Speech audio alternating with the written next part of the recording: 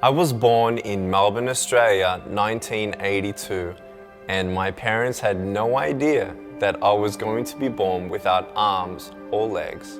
I was the only one that I ever saw without limbs. My faith in Jesus Christ was sealed after 7 years of wondering why, God, I was born this way. He answered me very clearly through John chapter 9. And I gave my life to Jesus at 15 after reading about how he came across a man who was born blind.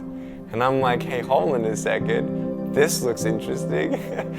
And no one knew why he was born that way. I'm like, perfect. So I read on, and in verse 3 of the 9th chapter, Jesus said, it was done so that the works of God would be revealed through him. And I'm like, wow, God, if you had a plan for the blind man, you do have a plan for me. And that was the beginning of my personal relationship with Jesus. Youth groups were starting to call me, churches were starting to call me, opportunities were opening up everywhere for me to share my testimony. I was speaking in front of 300 sophomore public high school students. 3 minutes into it, half the girls were crying. One girl in the middle of the room started weeping. She put up her hand and she said, I'm so sorry to interrupt, but can I come up there and give you a hug? In front of everyone, she came and she hugged me. She cried on my shoulder and whispered in my ear. No one's ever told me that they love me. No one's ever told me that I'm beautiful the way that I am.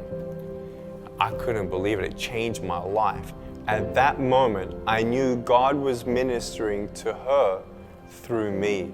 It's not by my speech or my power, it was God. And my heart was ignited with a passion. And it was an awesome day to see one soul transformed forever.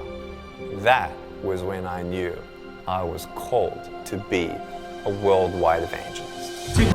God is good. All the time. And all the time. God is good and that is nature. All right.